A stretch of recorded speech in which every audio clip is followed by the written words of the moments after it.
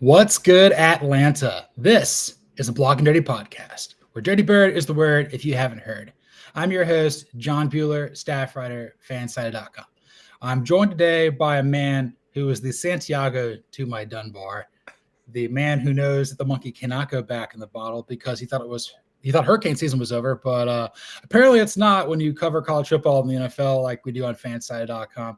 My boss, my partner in crime and false start, Cody Williams, content director, fanside.com. How the hell are you? Let's go. Done with the woods. Yeah, I'm doing good, man. Glad to be here. Happy to talk some Falcons. Happy to talk some NFL. We do a lot of college football talk, but we don't get to talk the NFL too terribly much. No, like I watched Pineapple Express the other day and wanted to do that intro for like 3 days. Been sitting on it for a while. I mean, I legitimately, anytime my wife and I are at any place ever that I don't want to be at, I just look at her and I go, let's go. Done with the woods. Funny part about watching that movie is I did not realize that that Seth Rogen and or Dale Denton and Saul Silverham actually ended people. That totally skipped my mind. I'm like, oh, they were out there doing it. Oh yeah, dude, 100%. He's out there doing it, and that's all. I appreciate that.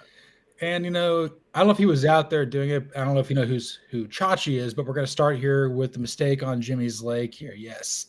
The Atlanta Falcons have moved on from their underperforming defensive coordinator, Jimmy Lake, after one season. I hated the hire when it happened. I told you it was going to be terrible, and look where we are. Yeah. Because Cody and I cover college football pretty extensively. We know Jimmy Lake mostly from his tenure at Washington, both as a fantastic defensive coordinator under Chris Peterson and the worst head coach they've had, probably worse than Jim Lambright. Yeah, no, 100%. I think his biggest asset as a defensive coordinator, even in college, was recruiting, which, I mean, at the NFL level, you're not recruiting, man. You're taking away his biggest asset. Like, in terms of schematics, it's fine, but it's nothing that's going to put you over the top. Yeah. No, it was like Raheem Morris is like, oh, I worked with him on Sean McVay's staff with the Rams. It worked out tremendously with Zach Robinson as a first-time play caller. So I get that, you bring everybody in tandem. You're trying to have one unified voice. Jimmy Lake's defense played better in the first half and then just completely crapped the bed there in overtime the last 2 weekends to prevent the Falcons from going to the playoffs. So I guess Atlanta's got to figure out what they're going to do at defensive coordinator, just like you guys got to figure out what you're going to be doing at head coach because Cody's a Cowboys fan. We'll talk about that here in a little bit. So right now, Atlanta has interviewed Michigan defensive coordinator Don Wink Martindale, and I believe on Thursday they're bringing in former Cincinnati Bengals defensive coordinator Lou Anarumo, who I'm super high on. It doesn't look like Robert Saleh is going to be coming to Atlanta because he might be going to Jacksonville. We know that Gus Bradley is without a job. Matt Eberflus is without a job. There's guys out there. Ryan Nielsen has without a job who has Atlanta ties, but Jacksonville's defense was atrocious. So what could Atlanta do maybe? So I wrote down two names that really have my interest. One you mentioned, which is Lou Anarumo, because prior to this season, everyone was singing Lou Anarumo's praises, and it just flipped on its head. And I don't think the Bengals defense being as bad as it was a Lou Anarumo problem. I think it's a Cincinnati Bengals front office problem. Their ownership and their front office is one of the cheapest in the NFL. And you lose guys like Jesse Bates, who happens to obviously be in Atlanta now. And you lose a bunch of guys on the defensive front as well. And you don't replace them and you expect everything to be fine. That's not how this works. You can't not even a wizard can make that happen, much less Lou Anarumo, who's just a man. He's just a human being. And so, I think getting him in this Falcons defense, a defense that I expect the front office and Terry Fontenot to upgrade the talent level even more so this offseason. So, I think it's a good spot for Lou Anarumo. The other name who I don't know if you would find it as sexy, but I think Steve Wilks would be a killer hire. Yeah. I thought Steve Wilks got a raw deal in Carolina being let go. He's been around the Falcons working with Raheem Morris a little bit over this season and in the preseason as well. And I mean, anywhere Steve Wilks has gone, there's been a good defense. So I think that's a worthwhile hire. He obviously knows the Southeast, knows the NFC South. So I think that could be another spot to look at. I totally forgot about Steve Wilks. As soon as I rattled off all those names, I'm missing one. I got you. Yeah, you got me, man. So Steve Wilks obviously got a raw deal with the Cardinals, really good defensive coordinator and interim coach with Carolina. Kind of felt like he got a raw deal in San Francisco. if we can basically take the Cardinals tenure out and whatever he was doing that 1 year at Mizzou, I think that would be pretty good too. I forgot about the 1 year at Mizzou. I didn't. It was that bad. It was the Drew Lock of Mizzou defense. It's just a lot of. Oh my god. But you bring up a great point with Lou Anarumo. His ties to Jesse Bates III is tremendous. I mean, that's the best defensive player he's worked with. Mm-hmm. I always think Jesse Bates will say glowing things about the Falcons franchise. And I also think the fact that maybe he doesn't have a personal connection with Raheem Morris. I think prior to Cincinnati, Anarumo was most closely tied with the Dolphins, where he was just okay, but it was also the Dolphins, where okay is great. Okay is passing with flying colors. You get the gold star for that in Miami. That's Miami in Spanish. Okay with passing with flying with colors. That's right. But the Steve Wilks one, I think, has a real interesting possibility. I guess the other thing is, do you think Wink Martindale leaves Michigan after 1 year? I know he's being interviewed by the Colts as well. And I know Anarumo is potentially tied to vacancies that need defensive coordinators, head coaches. So he may come to your team potentially.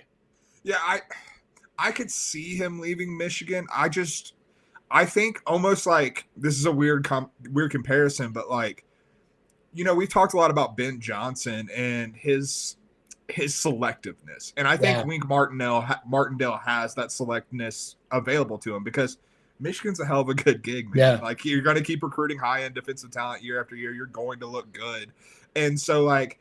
I think he can kind of wait and pick his spots. I don't know if he leaves this year. He may, like, I'm not ruling it out. But I think it's whether or not he wants the job, whether or not it's something that really is attractive to him. And I'm not sure, no offense to the Falcons, but I'm not sure the Falcons defense is necessarily that. No, that's kind of why I was leaning more like Anarumo or Steve Wilks. Steve Wilks needs a job. He knows the team a little better. And then Anarumo, obviously knows Bates and everything like that. But like you are right, though, Martindale can be selective. I don't think he's going to be long for college because, I mean, prior to this year, the last time he coached in college was on Jack Harbaugh's staff when Western Kentucky was Division II or something. Right.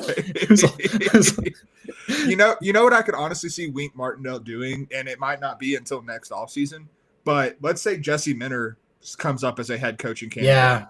Yeah. He hires Wink Martindale as his defensive coordinator. That would make a ton of sense. Like, we know the Harbaugh trees tend to cross over extensively, and I think that would make a lot of sense.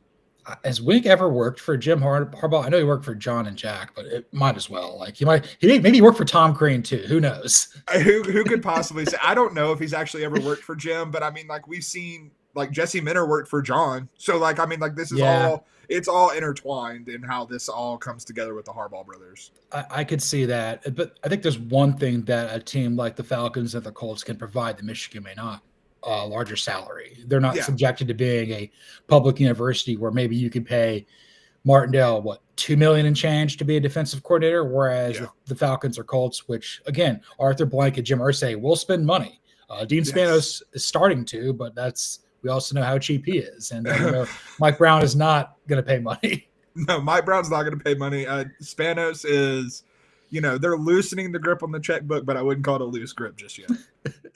They still have it. They won't give it to you. It's like right. They'll show it to you, which is more than they would do before. It's like George Bluth. He won't sign anything. What does a banana cost? $10? I don't know. No idea. So we don't really know who the next defensive coordinator for the Falcons could be. It could be Anarumo. It could be Wilks. It could be Martindale. It could be somebody else entirely. But what we do know is we've got big Penix energy coursing through our veins. Cody, what does Michael Penix Jr. need to do to have a sensational sophomore year with the Atlanta Falcons? I mean, first off, I think it's be the day one starter. Like, I think that, there is inherent value in going into a season knowing this is my team. This is a group of guys I'm going to lead onto the field. Like, I think that matters quite a bit. I think that getting that experience in the preseason where you are QB1, where you don't have Kirk Cousins, who I don't think Kirk Cousins was a bad mentor, but he obviously wasn't, the same Kirk Cousins we had seen previously. So, like, I do think that there's inherent value in that will lead to a step forward just by that alone. I also think the other thing that needs to happen is I do think that this pass catching group needs to be shaken up a little bit. Like, I would not be surprised to see Kyle Pitts traded this offseason. I wouldn't be surprised to see them add a receiver, whether that's in free agency or the draft. Like, I just think that Drake London's phenomenal. Darnell Mooney was a surprise, breakout this year, more so than I think he had ever been previously in his career. And I think, you have the bones there. You have Bijan Robinson, but I think another pass catcher would really elevate this. And I think kind of, usher in a new era around Penix. I think that's the other thing is it feels like with the quarterback experiments, I would call it, prior to drafting Penix and signing Kirk Cousins, it was a lot of spinning the tires with the Falcons offense and stuff like that. And I think with Penix, who does bring a new skill set, like his ability to throw the ball downfield, that arm strength, that youth, it's not something the Falcons have had in quite some time in terms of matching the talent with the youth. And so I think just kind of hitting a reset on the offensive around him is also a big part of this. Yeah, I think you're absolutely spot on there. They need to amplify the receiving core. I'm not so sold on that they're going to trade Pitts because, he is on the 5th-year option. Yeah. Looking very Vic Beasley here, having one great year and a bunch of other years, and we still give the 5th-year option, and he'll be out of the league in like 3 years because I just work here, dude, apparently. I'm still not, and I'm probably just, a masochist for this, but I'm still not giving up on Kyle Pitts. I just don't think he's a fit for Atlanta. I just think that this offense doesn't cater to what he does well. He needs to be in a very specific type of system, and I think he could be great. You look at, I think of him a lot of Evan Ingram. You look at Evan Ingram with the Giants, and he had one good year, but didn't really ever break out the way you thought he was going to. Then he gets to Jacksonville and is just a target monster. So a lot of these times when you have these unique built tight ends, because Kyle Pitts is not an inline tight end. He's not a traditional tight end, and you can't use him that way because he's not going to be effective.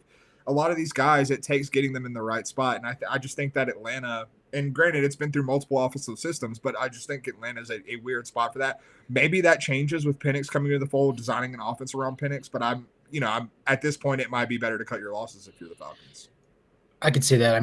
I guess the one thing that people don't seem to realize is there is a stark contrast between McVay offense and a Shanahan offense. And McVay is 11 personnel. They 11 personnel you to death. They do not use a fullback at all. They've always got 3 wide receivers out there, which I think puts more pressure on Pitts to block than probably what he would have in a Shanahan system, which uses the fullback. And obviously Arthur Smith's offense was a little more not as much spread, if you will. It was a lot of handoffs to third-string tight ends with Kyle Pitts blocking. 1990s football, baby. Yeah, man. If it was good enough for the Tar Heels back in the 90s, it's good enough for us now. That's right. Did he play for Mac Brown, or did he predate them a little bit?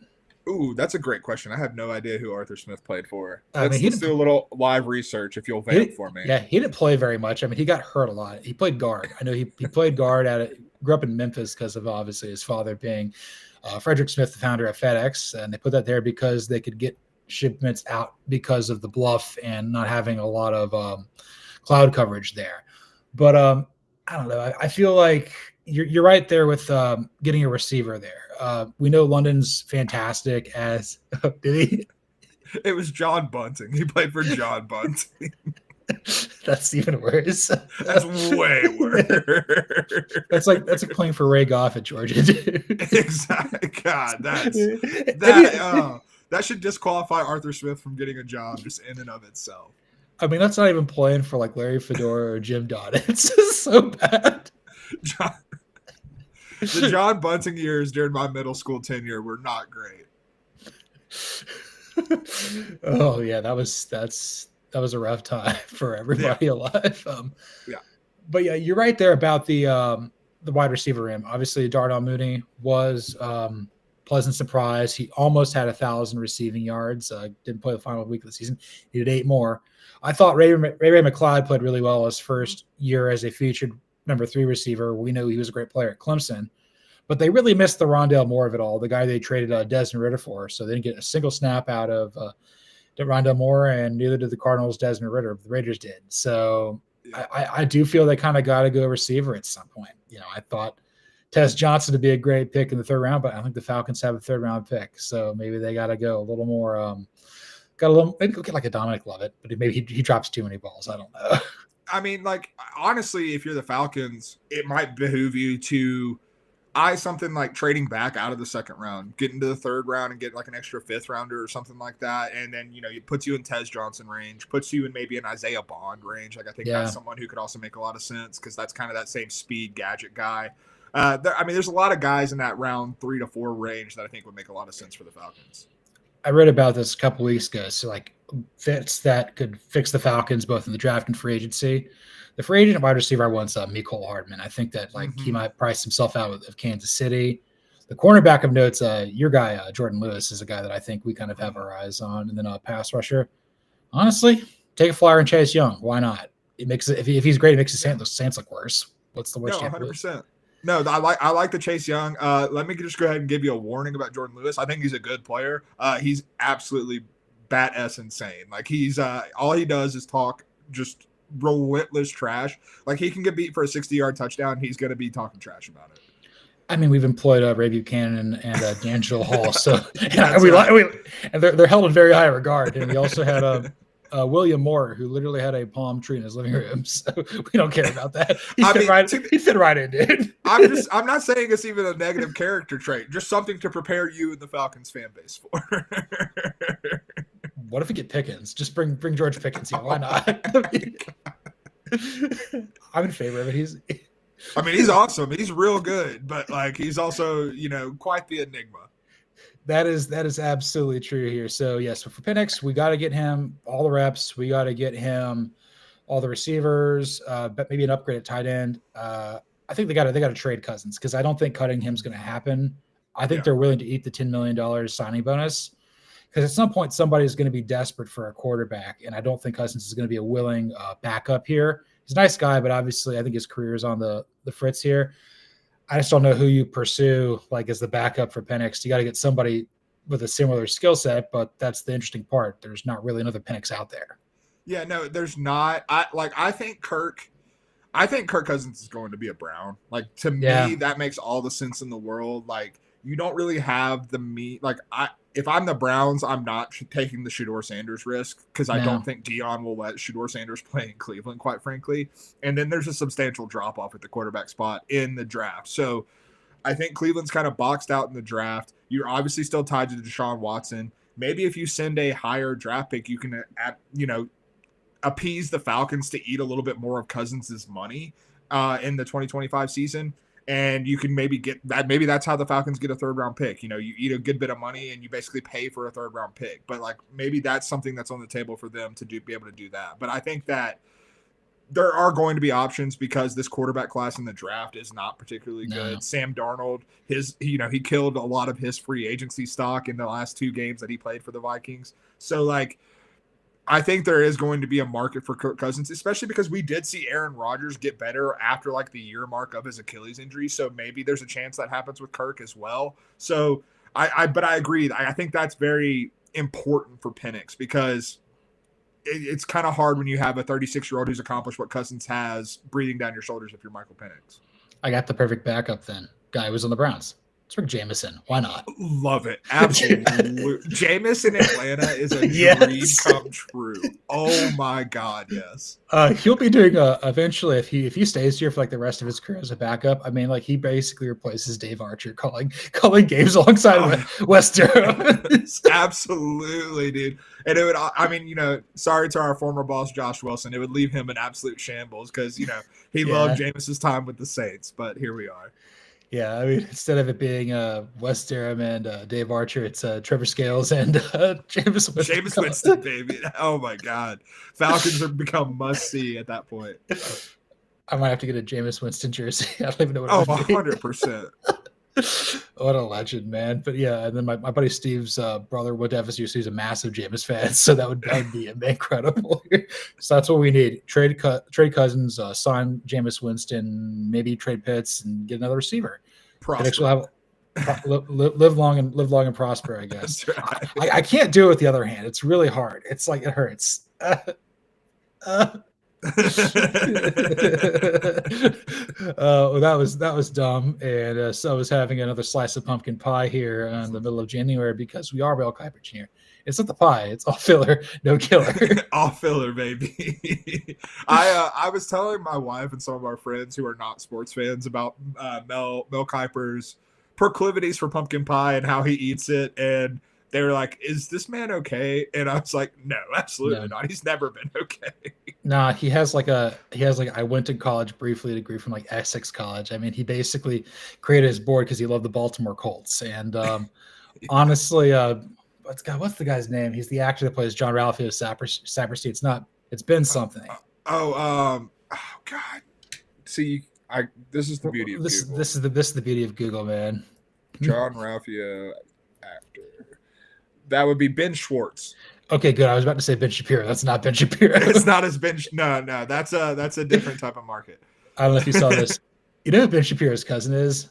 Who's that? Mara Wilson, the girl who played Matilda. No way.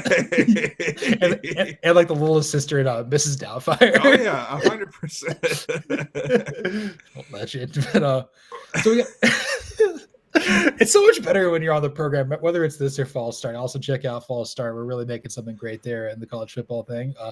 My Chicks Did the Long Ball episode without you. You did something that Ebenezer Scrooge could not conquer in Spirited, which was defeat January. So congratulations. Yeah, man, we're here to defeat January. The January sickness got me a little bit, but I'm back on the saddle. Back in the saddle again, just like Aerosmith apparently. But please. That was the closest we ever come out of any of these shows. I was real close, and it would have been good because I already while we were waiting on the countdown and to go live, I definitely spilt my coffee all over my desk. So I'm like trying to keep my arms like off of my desk because there's just a big puddle of coffee. My girlfriend, the Arizona State podcast, says, "You want to make coffee today, John?" I'm like, "I don't have time, man. I'm already wide awake like Katy Perry. That's what we're doing here." Dude, shouts Katy Perry. Legend, Ole Miss fan, no doubt. But That's yes, right. I don't know if the Falcons are going to draft an Ole Miss player. Maybe they draft Jackson Dart to back Michael Penix Jr. And that actually don't do that because then that creates controversy. We don't want none of that us here. No controversy. So we don't really know exactly what the Falcons are going to do. I know they have 4 picks. I know they have a first-round pick and a second-round pick. They're missing a 5th-round pick for tampering for Cousins because that's what we do. 3rd-round pick, I think we traded for Matthew Judon, and that was great. And then I think we're missing a 6th or 7th or somewhere like that. Yeah, I mean, it's not you're not the Vikings. I mean, think about that in the positive way. The Vikings, who I think are going to have a 1st, a 3rd, and then maybe 2 5ths, but most likely just 1 5th. So not the best situation over there in Minnesota after their maneuvering last year in the draft. But I mean, I think the Falcons are in a nice spot. Obviously, you would much rather be picking outside of the top 18 because that would have made you made the playoffs. But in terms of what this defense needs, I think it puts them in a really good range to look at a guy like I posted a post wild card round just quick mock draft. And I had Jalen Walker going to the Falcons. Obviously, local product, but I don't care where he went to school. I think he's perfect for what the Falcons need. When I look at what the Falcons have done at edge rusher, I'm not going to belabor the need at edge rusher. Everyone who's watching this program is a Falcons fan and knows what the need at edge rusher is. It has been for a long time. But I think when you look at the many things they've tried and even the flashes of success, you haven't had someone with the juice, not just juice, the juice. And Jalen Walker has the juice.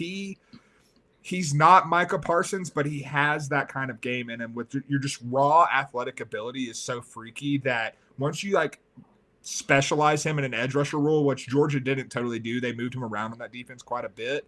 And towards the end of the season this year, he definitely got more snaps on the edge. But I think the juice that he has, the ability to chase down in the open field, that's something the Falcons really haven't had in terms of that type of athlete on the edge. And so for me, he's he's number 1 on the Falcons draft board based on realistic range where he could go. Yeah, that's who I've had. I know that the Falcons for some reason don't draft Georgia players, and that's to their detriment. Stop doing that. Just get the best players. It doesn't matter if they're right down this. You don't have to worry about the whole failing if it's Kenny Pickett failing. He went to Pittsburgh and played at Pitt. Who cares? I understand it's the same sort of thing with Bengals and Browns drafting Ohio State guys. When it works, it's great. When it doesn't, it looks bad. It's I guess maybe Kentucky with Cincinnati with the Bengals too, all things considered. But this is a guy that won Georgia its 2 games over Texas pretty much single-handedly. Yeah. There are 3 players from Georgia that I think the Falcons could all look at in the first round. You had Malachi Starks going a little bit beforehand. He's kind of a guy slated to go somewhere 13, 14 to the Dolphins or the Colts. Mm-hmm. And then you had Michael Williams going a little bit later. I've seen him going as high as like 6 and 7 and 8. Mm-hmm. But like, any reason why you had Williams further back? Cousin Michael. Why is he further back? Cousin Michael. So Michael Williams is like one of the toughest guys in the draft for me to like really get behind and evaluate, because like I've seen the flashes and I've seen the upside, but where he like just falls behind Jalen Walker for me is like Jalen Walker was asked to do a lot more than Michael Williams, and I think did more, even not being specialized as much as Michael Williams was. Michael Williams was so inconsistent, and like I know the upside is there, but I haven't totally seen the whole package put together. And that if I'm the Falcons specifically, that worries me. You have to be a team, in my opinion, if you're drafting Michael Williams, who is confident that you're going to be able to get the best out of this player, and be able to get him to live up to his potential. Kind of like you look at the Eagles with Jalen Carter. Like if Jalen Carter went to a lot of different places, I'm not sure we would see Jalen Carter emerging as the force that he is, despite the physical talent that he obviously possesses. And I think Michael Williams is kind of in that same mold. He's a physical freak. Like the length and speed and explosiveness that he has are off the charts. It's just you don't see it play to play. And with the issues that the Falcons have had getting the most out of edge rushers for like the last decade, I'm not sure the Falcons are the place that I really trust to be able to mine that much out of them. And I'm not sure there's a lot of teams that are picking inside the top 15 that I trust that much either.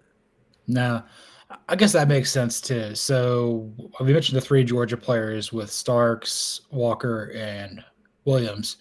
If the Falcons do not go with the Georgia player at 15, who's the guy that you think would be in the mix for them? I mean, would it be somebody like a Nick Scourton out of A&M? Would it be Benjamin Morrison out in the perimeter at Notre Dame? Would it be Kenneth Grant out of Michigan? I think Mason Graham's off the board. Maybe James Pierce Jr. out of Tennessee. Where else could we potentially be looking?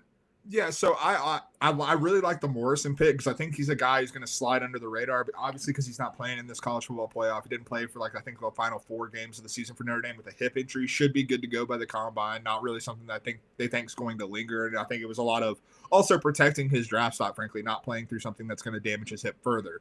So he's a phenomenal player. I have him as the second cornerback coming off the board in this draft. So I think that would make a lot of sense. Pairing him with AJ Terrell would do a lot of good for the secondary.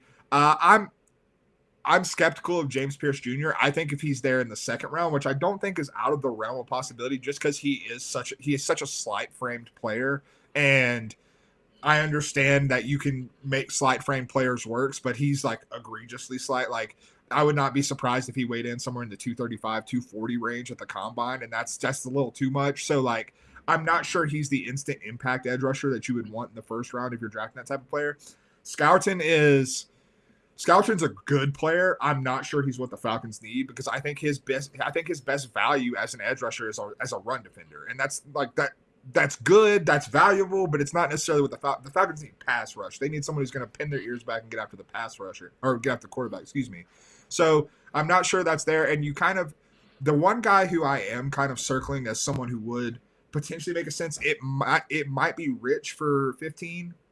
Jack Sawyer. Yeah. I think Jack Sawyer would make a lot of sense. That's a dude who kind of does it all, has a lot, and obviously has a ton of experience at Ohio State, but I think has gotten better over the past few years and really taken a step forward. We've seen him in the college football playoff be kind of a game changer. He single-handedly blew up a lot of what Texas was trying to do in the Cotton Bowl.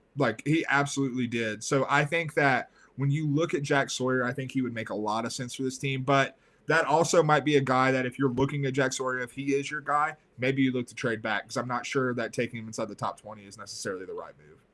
Jack Sawyer kind of reminds me of TJ Watt a little bit. He was downgraded coming out of Wisconsin. Again, the Falcons could have had him, but we decided to take Tack McKinley and his grandma's portrait instead, because he had a Harambe right here, and obviously hashtag team. Hey, I've lived the Tack McKinley life as well as the Dallas Cowboys. Yeah, fan, so. That's true, baby. There's a lot of overlap with Tack McKinley, Keanu Neal, Dan Quinn, Deion Sanders, and this the Black Community Podcast. Yes, sir. So what about JT Tuimoloau? I almost said it. It got in my head. I can't say it. JT Tuimoloau. So that's JTT, and if you've ever listened to False Start, pronunciation is not my strong suit. It's actually what I would call a weakness, frankly. So JTT, I have him as more of a day 2 pick. I just don't think he's I don't think he has the upside that Sawyer does. He obviously was highly recruited, a number one recruit in the country when he went to Ohio State, but like he's never quite lived up to that for me. He's still a good player. I think he's still a top 100 prospect, but he also kind of falls into the scouting category for me in the fact that I don't think he offers the NFL upside as a pass rusher that someone like Sawyer does. And like, I think that he's going to be a good run defender. I think he's going to be someone who's in the league for a decade, but I don't think in terms of the Falcons specifically, he makes a whole lot of sense. Yeah, he kind of fits the bill of the Jadeveon Clowney sort of thing, where like he'll be in the league for a long time, be really great at what he does, but when you ask him to do something else, you don't ask a giraffe to swim or a goldfish to fly. That's just not what he does. That's okay. Yeah, 100%. Like you can make a lot of money in this league doing what you're like made to do. It's just, if you're putting in a role you're not, it's not gonna go well for the team trying that out. I feel that. So last Falcons thing, and I'll ask you some Cowboys things here because I got you on here. I've had Denzel Burke, the cornerback for Ohio State, tabbed to the Falcons in the second round. Feels like a very Falcons pick, but I know you're not a fan of him. If not him, who do they kind of look to fill out the secondary? Because, I mean, you got to remember, Justin Simmons is only on a 1-year contract coming over in free agency from Denver. So they got to figure out some sort of way to basically set up Jesse Bates III and A.J. Terrell for success long-term beyond just Clark Phillips III, who played really well down the stretch, and some of the other guys in the Falcons secondary, not so much. Yeah, so I am not the biggest Denzel Burke guy. I think this Ohio State secondary is fine. Not much to write home about. Like, I think if Denzel Burke was a top 50 player for me, he would have been in the draft last year because he had that opportunity and he didn't take it. And I don't think it was all NIL, frankly. I think it was a lot of what the draft grade said about him when he got those messages from evaluators. I think that someone who I would be targeting if I was the Falcons in the second round, Siobhan Revelle out of East Carolina. Yeah. And I think that there's a chance that he falls to the second round and you're getting a first round talent in the second round. If he hadn't torn his ACL early in the season, which that's also a good thing for the Falcons, he tore it early in the season. He should be ready to go by training camp and should be ready to play in his rookie season. He would be in the Benjamin Morrison conversation for the second cornerback in this class. Like, I think he is that type of talent. He has tremendous length, tremendous ball skills, and just a great feel for the position. Don't be like we've seen over the past few years. Don't be scared of small school corners. Like, that's one position where I'm more willing to go with small school players than I am in a lot of others, like early in the draft, because you look at a Sauce Gardner, you look at Quinyon Mitchell with the Eagles right now. Like, they came from the MAC and the AAC at the time. So these are guys that have come in and really done a lot. And you look later in the draft, there's been a lot of other small school guys. So I think that Siobhan Revelle, if he falls because of the injury, I still don't think he's going to be able to work out at the combine. So that could potentially further diminish his draft stock. That's someone who could fall right in the Falcons' laps, and I think would be a home run pick for them. Siobhan Revelle, that sounds like a Falcon. He was also one of the guys in the college football preseason that we were very high on coming out of Group 5 with Ashton Genty, with Torrey Horton out of Colorado State, and with Harold Fannin Jr., the tight end out of Bowling Green. So those are the four guys these guys are going to be special. So maybe he could fit there. The only concern I have besides the ACL is ECU got better under Blake Carroll as the interim, and that was after Revelle was out. So maybe their defense was still not good, to be clear. They just scored a lot more points. I'm not going to talk about ECU's improvements as being a Siobhan Revelle thing. It's definitely not that. Tough but fair. So Cowboys are picking a little bit before the Falcons here. I think you're picking at 12 or 13? 12, baby. I know everybody wants to tie Ashton Genty to you. You don't want that. I know I think you put Emeka Egbuka down there. What about besides Egbuka, what about Tyler Warren, the Penn State tight end? Is that a pick too? Maybe I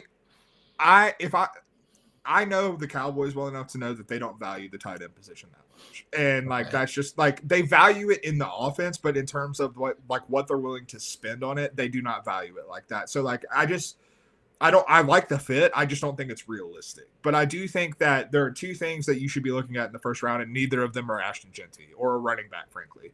And I think that you need to get a secondary wide receiver to go with CeeDee Lamb. Brandon Cooks is a free agent. Brandon Cooks hasn't been on the field much. Brandon Cooks hasn't been good. And so that's leaving you with Jalen Tolbert as your number 2 receiver. Jalen Tolbert, I think, made strides this year. He is a number 3 receiver. He is not a number 2 receiver. Your offense is in trouble if he's your number 2. So ideal world, I would love for Luther Burden III to drop down to number 12. That would be the ideal pick. Do I think that happens? Probably not. So, like, I'm looking at Emeka Egbuka. I think that's a really nice slot weapon to pair with CeeDee Lamb and Jalen Tolbert. Like, I think that's a nice offense that you're building there. Emeka Egbuka, I feel like, is just being slept on because Jeremiah Smith is who he is. And, like, okay, sorry you're not, like, a freak show 18-year-old who's already the best wide receiver in college football. You're still pretty damn good. So, like, I really like Egbuka. The other thing, DeMarcus Lawrence is a free agent this offseason. Probably not going to be brought back with some of the financial constraints that the Cowboys have. You got to look at the edge rusher situation. I don't think that they're a danger to the Falcons of taking Jalen Walker because that's kind of redundant of what Michael Parsons does on the opposite side.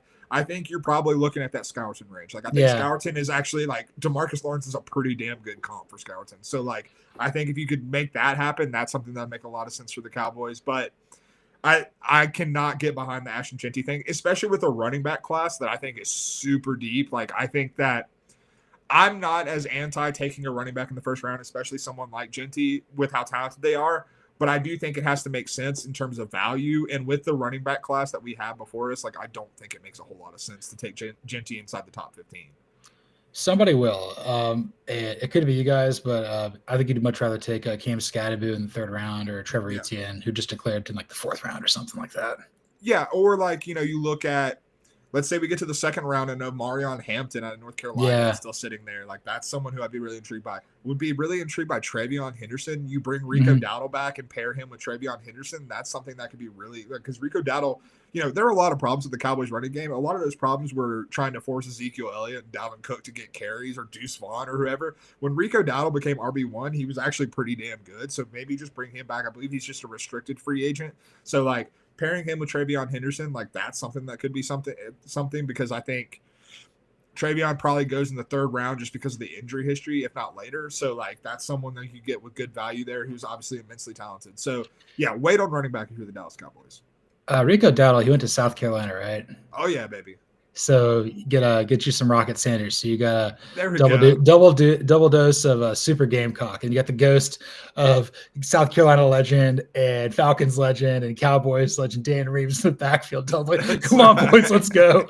That's right. God, he was the original Gus Malzahn, wasn't he? He really was. Yeah, he was doing the MC Hammer dance before Gus ever even thought of it. He did the Dirty Bird, which is also, we've been watching the I Love the 90s on YouTube, and Jamal Anderson's on there, and Petros Papadakis was on there giving his takes about Garth Brooks. I'm gonna, like, I just imagine my life as being like, you know, what would I do if I was on MTV Cribs, you know? And I think I would just have the clip of Petros Papadakis talking about Garth Brooks going on in the background instead of Scarface. Oh, he's got friends. He's got friends, and they're in low places. Yes, and speaking about low places, let's go around the perimeter here with our thoughts on Supercard Wildcard Weekend, the upcoming divisional round. So we've got see if I can do this correctly. So we got the Texans beat the Chargers. We had the Ravens beat the Steelers. We had the Bills beat the Broncos. That's the AFC. Then the NFC, we had the Eagles beat the Packers. We had the Commanders beat the Buccaneers. And then we had the Rams beat the Vikings. So we've got mostly chalk. The 1-4 in the AFC is going to be the Chiefs hosting the Texans. And then the 2-3, which can be a great game between Buffalo hosting Baltimore. In the NFC, we got a rematch of 1991's NFC Championship game with the now Commanders going to Detroit to play the Lions. And then we got the Eagles and Rams going to Philadelphia. So, wow, I did it. That was amazing. That was impressive, dude. I'm quite impressed. So I'll just free flow this, and I think, you know, looking back at Wild Card Weekend, I'll start there before we get into some of the divisional round stuff. I think there's two thoughts I had. One is kind of more just an overarching thought. 7 teams in the playoffs out of each conference is too many. Like, we saw too many not good games for this to be viable moving forward. Like, we talk about college football playoff expansion on false start and, like, how, you know, there still needs to be adjustments from the 12-team playoff and how we're seeding and stuff like that. Man, there's only been one 7 seed that's ever upset a 2 seed, and happened to be the Dallas Cowboys as a 2 seed. So, like, Dallas Cowboys in the playoffs, does that actually count? Probably not. Like, that's kind of the outlier in this situation. So, I just, like, this is starting to get a little too much, a little money grabby, and I don't know, just for the the good of football, we don't need that. My second takeaway is I think it really highlighted which teams have good coaching situations, but don't have the talent to match that. And I'm talking specifically about the Chargers and the Broncos. Yeah. Like, you look at those two teams, and like Justin Herbert did not play well. I'm not like making a ton of excuses for Justin Herbert, but he also had Ladd McConkey and then a bunch of other dudes who couldn't catch the football. And like, part of that is you whiffed on the Quentin Johnston pick, and I understand that. But at the same time, like, you got to upgrade this situation because he was like finding Will Dissly wide open, and what Will Dissly was dropping 2 clutch passes for the Chargers. You go to the Broncos, and like, you know, your first time you ever heard me say this, shouts to Bo Nix playing through back fractures. Like, that's tough. That's legit football guy stuff right there.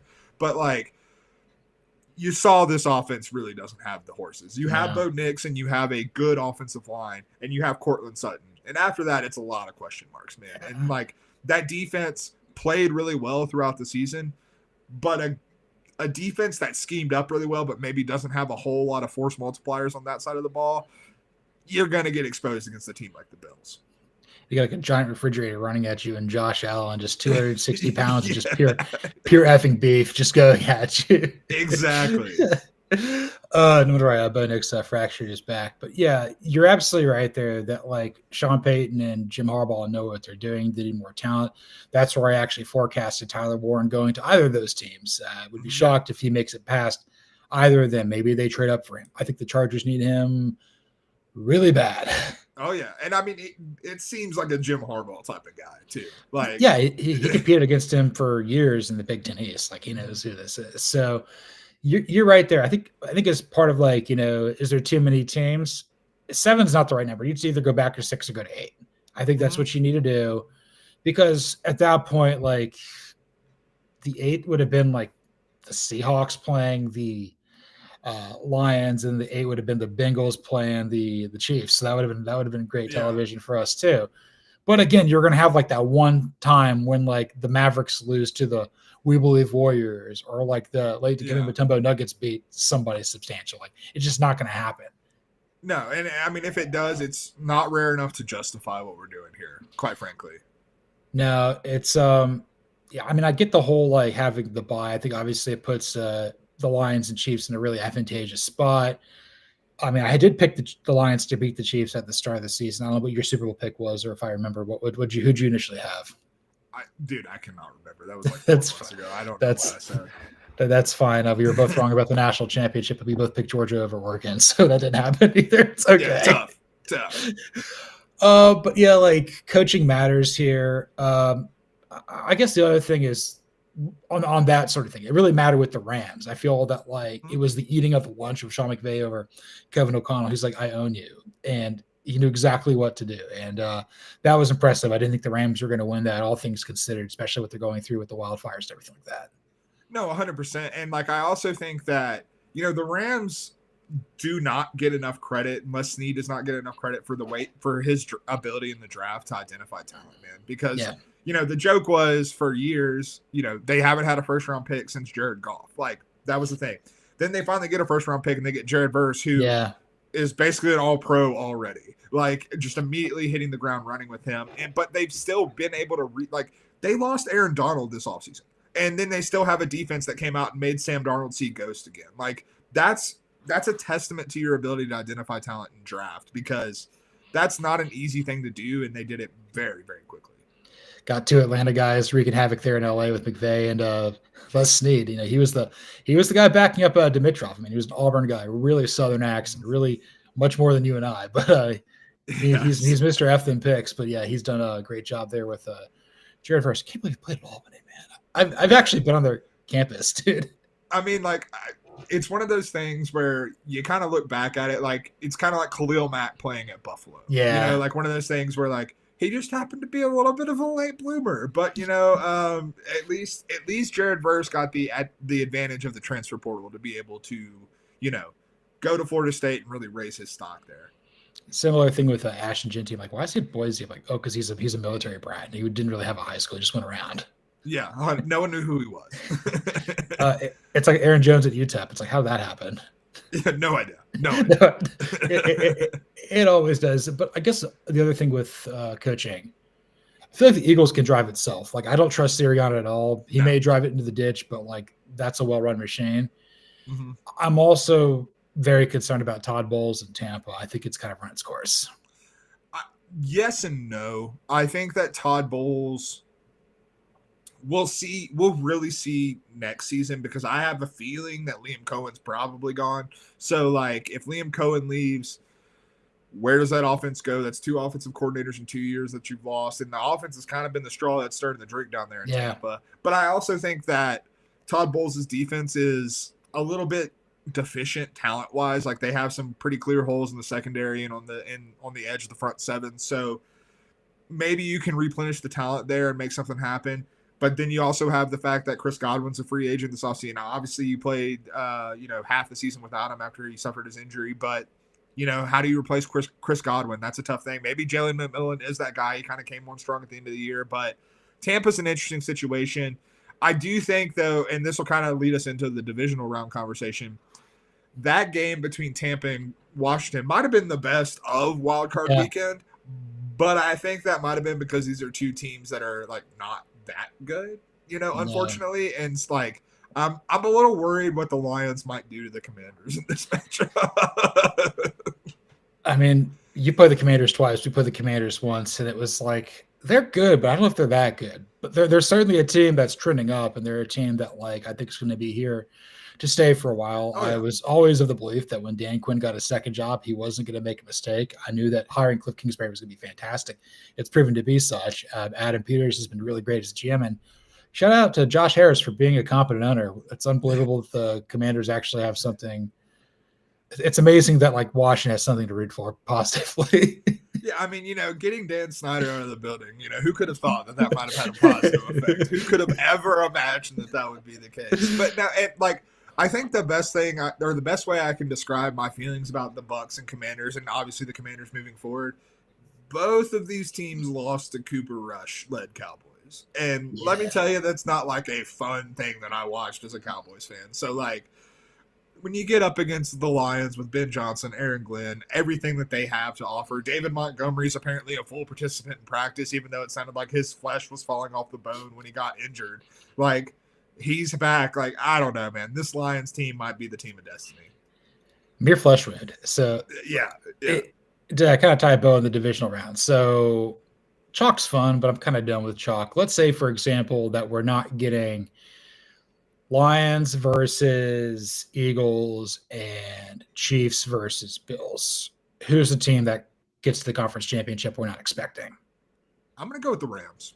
Okay. I think that the Rams make a lot of sense. Like, you mentioned it. Like, yes, the Eagles are a ship that can drive itself, but I think that the deeper you get into the NFL playoffs, the more important coaching is. And Sean McVay can coach circles around everyone on the Eagles staff.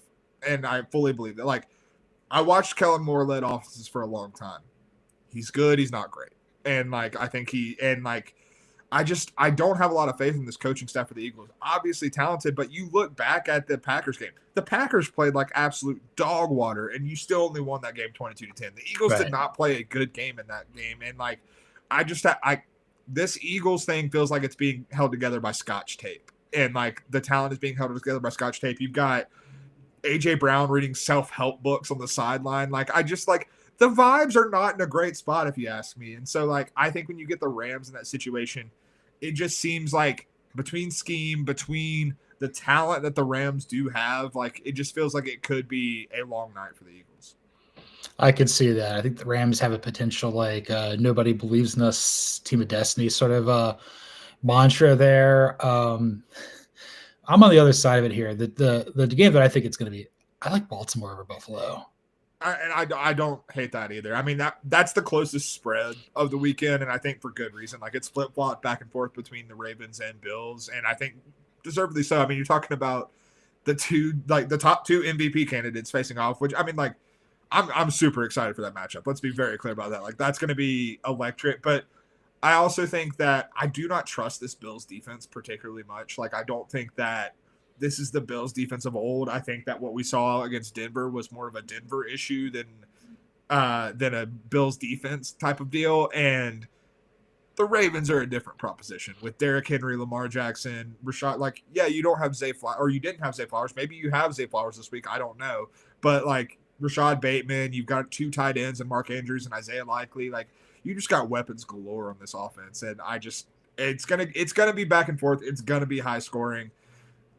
I trust the Ravens. The Ravens to me and Lamar. I'm not going to say team of destiny, but it does feel like the year where Lamar kind of gets over the hump a little bit and kind of sheds the narrative. Yes, I think the winner of this game could potentially beat Kansas City because Houston's absolutely not beating Kansas City. That's okay. No. No. I think we're going to look back on the wild card round and look at that Texans-Chargers game and just be like, how the hell did this possibly happen? Justin Herbert, he played at Oregon, and when you play at Oregon, you're soft, and that's what happens. I swear, it's just like it's everything. It's every quarterback. Marcus Mariota, Bo Nix. Hey, Bo Nix played with back fracture, so maybe he's not soft. He's also Auburn too. Don't forget that. That's true. Yeah, that's the driving of the truck that got him there. Dan Fouts couldn't play in like sub-freezing temperatures in '81. Oh, the Jared Goff you have at home, Dan Fouts. It all comes down to this. Water boy. Oh man, but I'm right there with you with Lamar Jackson. I feel like he faces less pressure than Josh Allen does. This is the year. I would venture to guess they'll give the MVP to Josh Allen to be something different. Just why not? It feels like the narrative is better. But Lamar Jackson has leveled up under Todd Monken, which is why, like, I guess people haven't been able to interview him. Like, why is he not a head coaching candidate for a lot of other places? Like, he's the guy I'd hire in Jacksonville. He's the guy I'd hire in Chicago. Like, this isn't that hard. The Jets, I'd hire him at the Jets. Just figure it out. So I do think that the NFL coaching interview rules are like, if you're playing in the playoffs, I don't think you have as much opportunity as if you have the bye. That's why we saw Ben Johnson and Aaron Glenn interview to the level that they did. Even I'm gonna laugh at when I was gonna laugh. Someone interviewed. I can't remember who it was. Someone interviewed Matt Nagy. It might have been the Jets. Good luck with that, brother. We've seen that, and I don't think he's in the Dan Quinn school of the second opportunity is going to be better. Don't see that happening. But I do think that. I think that the rules do state like there are severe limitations if your team is still in the playoffs. Yeah, I don't think Matt Nagy can open a mailbox. No. No, he has to buy a new mailbox. He just like uses like bolt cutters to like open it up every time. He takes a bat to it like it's a World's Road.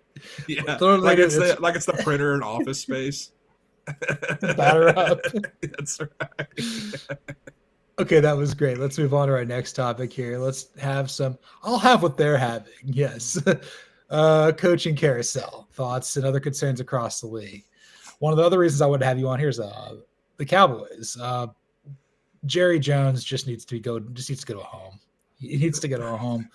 You screwed yourself out of an opportunity to get Ben Johnson or Aaron Glenn. Like, you weren't going to get Aaron Glenn anyway because he's either going to go to the Saints or the Jets. But like, Ben Johnson would have been intriguing. Now you're playing flirt with Deion Sanders, and I don't know about that. Maybe I'd go get Steve Sarkisian instead. Yeah, I think the Deion thing is a farce, quite frankly. And I honestly have a hard time even seeing Sark. Like, I have a hard time seeing anyone that's mentioned from the coaching ranks being anything other than using the Cowboys as leverage for a pay raise. Yeah. And we know that Sark's playbook. He did it with Alabama last offseason. So, like, no, that's going to happen. Now Deion's doing it. Lincoln Riley got thrown out yesterday. I assume that might be a job security thing at USC, considering that's not the safest situation right now for him. So, but the thing with Jerry Jones is, for having as much money and boasting about the value of the Cowboys franchise, he is quite cheap. And you know what you have to do to get a college coach? You have to pay their buyout. And that's not going to happen. It's just not going to happen. He's not paying a buyout to do that. This feels like a leverage play. I mean, it's tough that he put them in the situation with Mike McCarthy, the negotiating table, to where you're not going to be able to interview Ben Johnson and Aaron Glenn. I don't think I would have loved, to be clear, would have loved to have Ben Johnson in Dallas. Don't think it was ever a realistic possibility, because I think Ben Johnson, as we mentioned earlier, is going to be super selective. And when I'm being selective, what the last thing I want is working for Jerry Jones. Right. So, like, if I'm being selective, that's not going to happen. I'll tell you my biggest fear. My biggest fear is that Jason Witten is going to be the next head coach of the Dallas Cowboys. I think it's very realistic. I'm going to die if it happens. At that point, I guess you're going to become a Cardinals fan. No, at that point, I'm like abandoning football. Like, I'm just done with the sport. This is the guys in charge of the NFL stuff for .com. That's okay. I'm totally right there with you. I mean, I'm still here with the Falcons, believe it or not. It's how this goes. Maybe get on the Panthers bandwagon. Dave Canales has that thing going in the right direction. Yeah. I mean, might as well. I like Bryce Young. Bryce Young's a guy. I like him a lot. We'll institute a rivalry between you and I in the NFC South. It'll be great. Two young quarterbacks duking it out forever.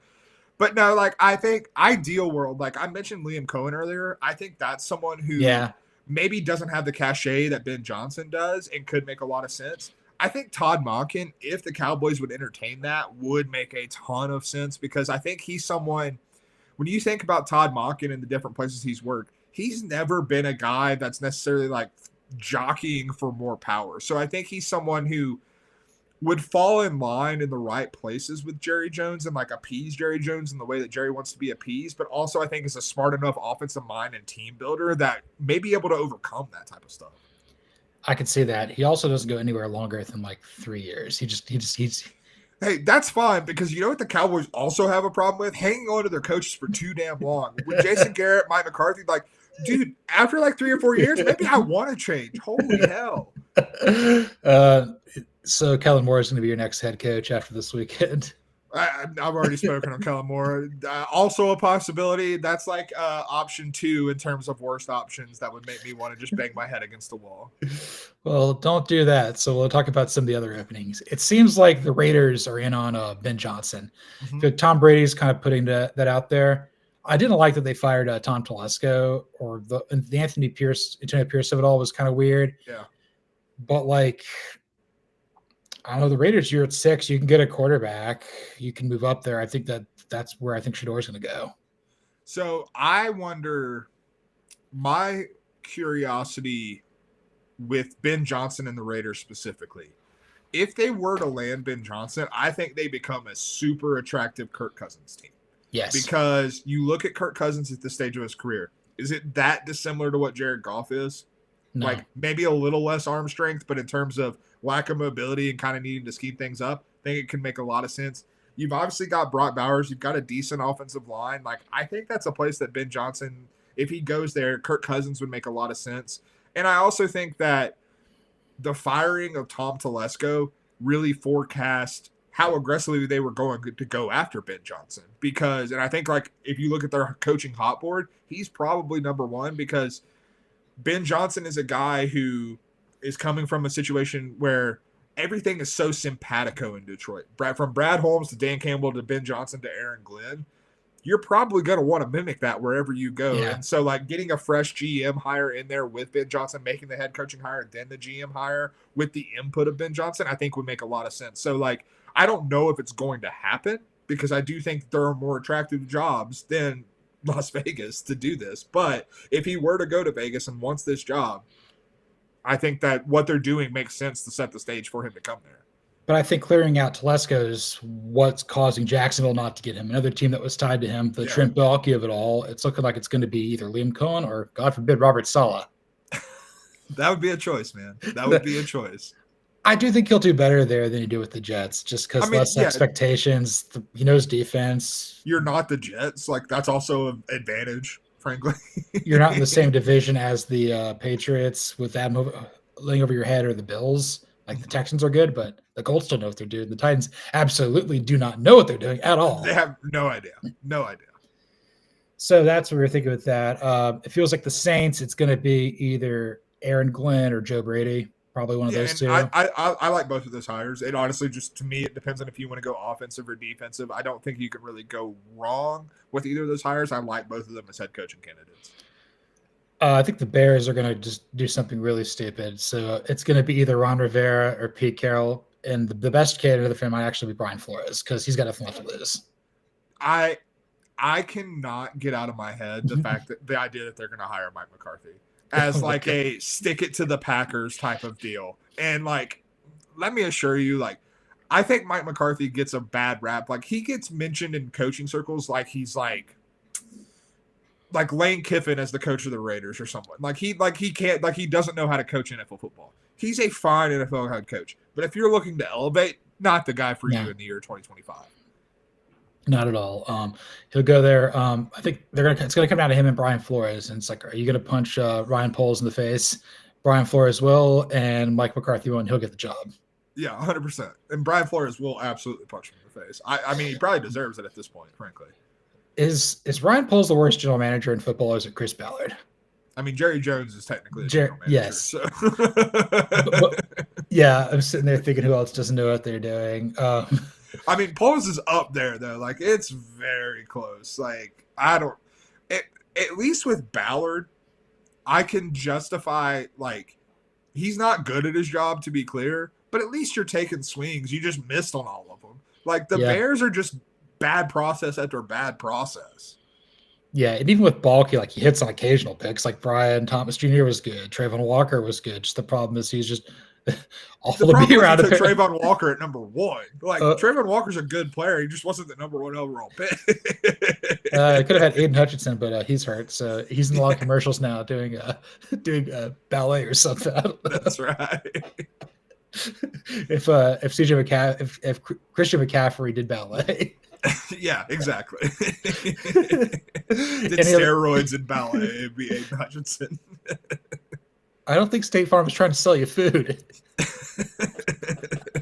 Don't worry about it. It lives in my head rent free. The fact that, like, his mom went on their herd one time and he talked about him getting his first debit card, and he took money out of his account at like a Safeway, thinking he was getting free money. Done been there. Look, man, free money. It's all around you. You just got to know where to look for it. You want cash back? Oh, hell yeah. Yeah, I do. Oh, wow. The perks are incredible. And then obviously, I think the other move. So we've touched on the Bears. We know what they're doing. I guess we touched the Cowboys, touched Raiders. I think the only one we haven't touched on was Mike Vrabel going to the Patriots. Mm-hmm. Love that, but also still don't trust the Patriots at all. So there are a couple things that have stood out to me about Mike Vrabel. First off, he made a comment yesterday that some Patriots fans were freaking out about. Some NFL analysts, national, were freaking out about, not wanting his quarterback to throw 40, 45 times a game. And everyone's like, oh, I'm so sorry, Drake May. I'm like, you really don't want to be in a situation where you throw 40 to 45 times a game. That probably means you're behind. That probably means you're trailing. Yeah. Mike Vrabel gets labeled as like a meathead or like the Patriot way type guy. He's really not. He's like a football savant, man. The dude is absolutely like smart and knows what he's doing. He proved time and time again in Tennessee that he knows how to win. And like one of my favorite answers he gave in his media rounds after being hired by the Patriots was, they were like, you were a very run first offense, but we don't really like at New England, they don't really have a running back, and you have Drake May. And he said, well, yeah, we had the best running back in the league. Of course, our offense ran through the running back. And I'm like, you know what? That actually makes perfect sense. You have Derrick Henry in the backfield. Maybe you just get him the rock. So, like, I think that just give it time with him. The other thing I really like that happened is there were rumors before the hiring was made official that he was going to bring in Josh McDaniels as his OC. He was asked about that, and he said basically, Josh McDaniels is on a list, but it's a long list. And I think that to me gives me some optimism about the Patriots, that maybe they are turning over somewhat of a new leaf. Maybe it is not a situation where we're just trying to recreate the Bill Belichick Patriot way. Maybe it's somewhere like maybe Mike Vrabel is the type of guy who lived the Patriot way but has enough of his own cachet to like turn the tide a little bit into something new.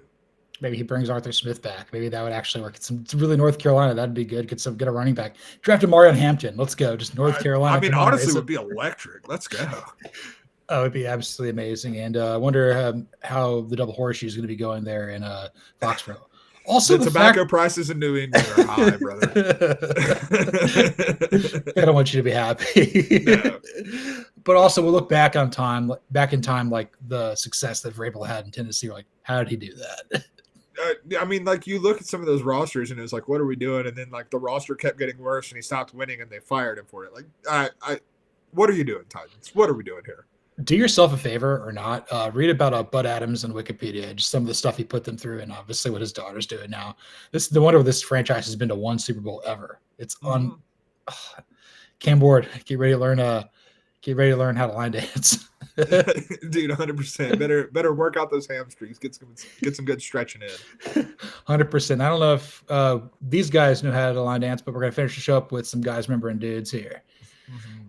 And I'm gonna do 2 Cowboys, and you're gonna do 2 Falcons because it's fun. Why not? This is great. I'm gonna remember Dez Bryant. Let's go. That's right, baby. He caught it or he didn't, but he probably did. He caught it, right? He caught it. Oh, he absolutely caught it. He was the star receiver that Falcons offensive coordinator Zach Robinson threw the ball to all the time to Oklahoma State. Immensely talented. Didn't have like the longest career. It was like he was out of the league for a while. Then he came back with like the Ravens. He's out there somewhere. Incredibly talented, but he also needed a babysitter in Dallas for a while. I remember Jerry Jones having one on payroll for him, but he was the better, more talented, more buttoned up version of Polk's legendary wideouts, other than Justin Blackman. Yeah. I was literally thinking about Justin Blackman before you even said Polk's wideouts. So I was just like, yeah, he was basically a Justin Blackman like had a handler, and like that's what it boiled down to. But like Dez was. It's not surprising to me that his career was like kind of such a shooting star of a career, like where it flamed out pretty quickly, because he played the game balls to the wall and he played it like physically. Like he embraced the contact. Like I swear, like watching him play, it was like if it wasn't a 50-50 ball, he really didn't want to catch it. He would, but like he didn't want to. He wanted the contact. He wanted the physicality of the game of football. And like there aren't many players like him in the league right now. Like you look at the best wide receivers in the league, and there's not a whole lot that are built like Dez Bryant and play the game the way he did. We got one. Drake London plays a little bit like him. Honestly, yeah, Drake London's probably one of the closest comps. But like you think Mike Evans, yeah, that's about it. You think of like a Justin Jefferson, a Jamar Chase, and guys like that at the top of the receiver receiver rankings. They're different players than Dez Bryant. And Dez Bryant was a different type of player, but still putting himself at the top of those receiver rankings.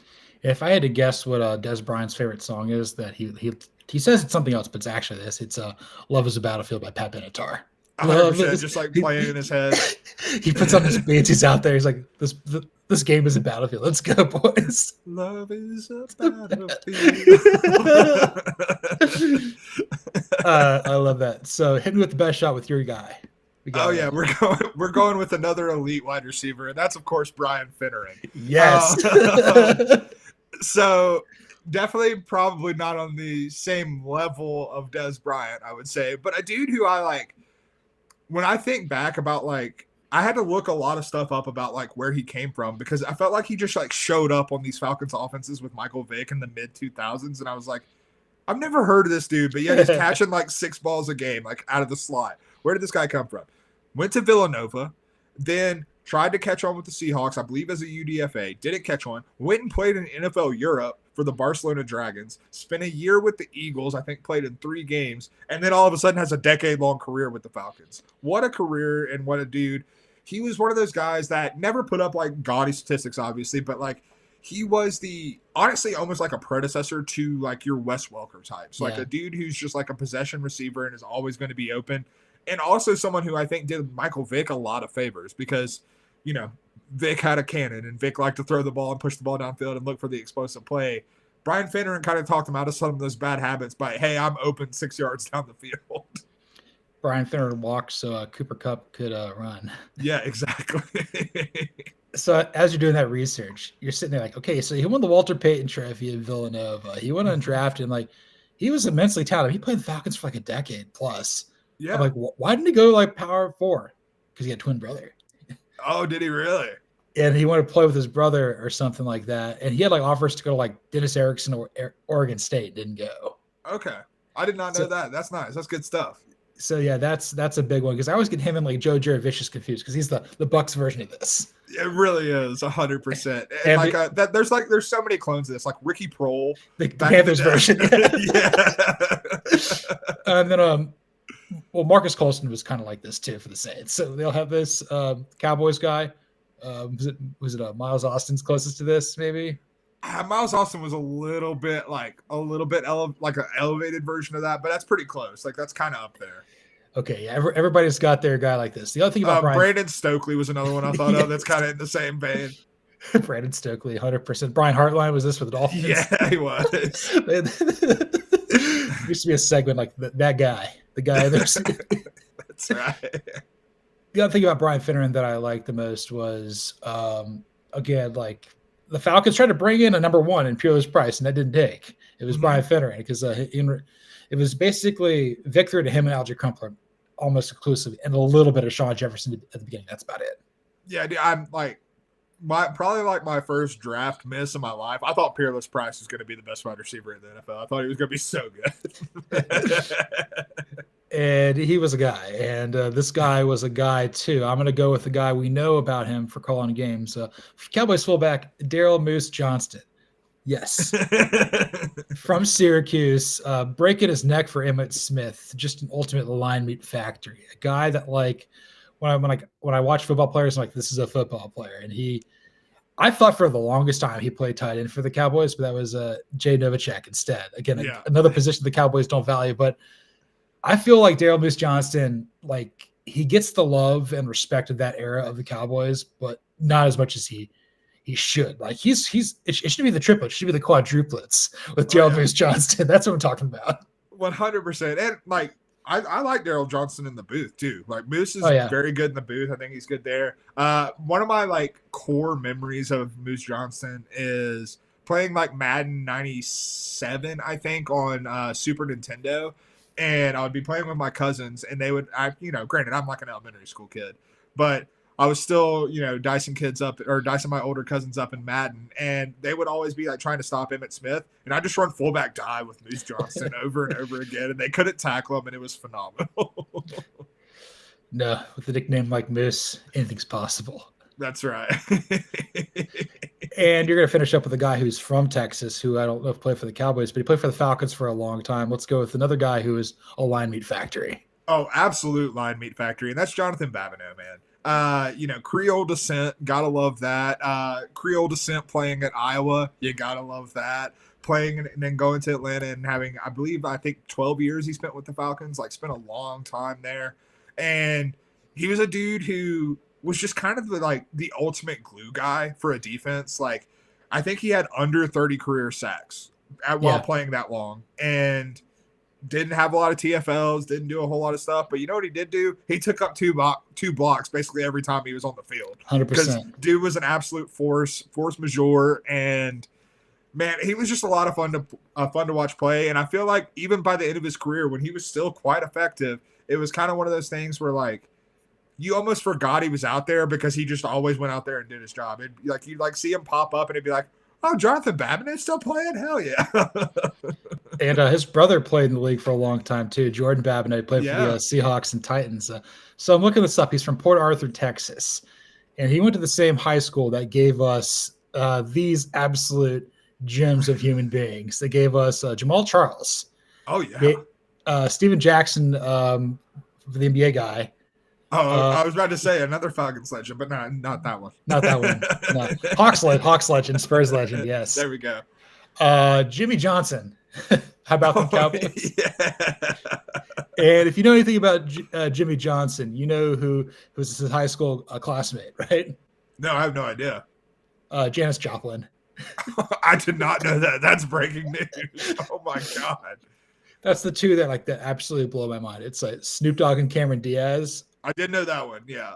Also the fact that Slash and Lenny Kravitz are in the same grade too. The black Jewish guys playing hell out of guitar. That's hell yes. And my favorite one is Robert Mathis grew up in Atlanta. Colts legend. I played at HBCU school. I'm blanking on. I think Alabama and A&M.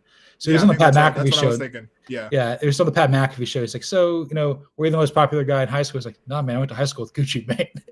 Oh my God.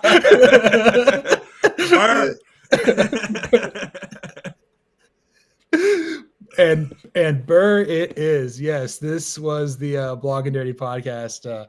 Be sure to watch, like, comment, and subscribe to the Blog and Dirty podcast on YouTube. So I believe it's Blog and Dirty FS. You can read all my work on fanside.com. Follow me on Twitter at BuehlerWin18. Follow Cody Williams at ThisIs20. Read all his work on fanside.com. If you want to read anything about the Atlanta Falcons, a little more in depth, go to Blog and Dirty. If you want to read more stuff about the Cowboys, go to the Landry Hat. If you want to follow us on college football, we do Fall Start every Monday and Thursday. Sometimes on Saturdays, but we're done doing that. Just one more time. We've been doing so much podcasting over the years. It's been crazy. Yeah, my vocal cords might be shot after this year. I'm not quite sure if I'll ever recover. Just kidding, I'll be back. No, I'll be fine. My vocal cords are shot like Vince Neil or Jim James. Shout out! There's a new MMJ album coming out today or this week or month, this quarter. There you go. I can't even get that right. It's close enough. Oh yeah, I'm let's do the honors here. What do we need to give the people on Apple Podcasts? 5 stars. 5-star review. 5 stars. 5 stars. Really helps the show out and everything like that. Yeah, man, I appreciate you coming on today. A little bit different time, a little bit different setup, but I love talking NFL with you too. We don't do it as often as we should, but we're doing it now. It's great. That's right. Well, tune into Fall Start if you want more of it, because it's about to be NFL draft season and the off season of college football, where there's not a whole lot to talk about but the draft. Fall Start finds a way. And this is the Blog and Dirty Podcast.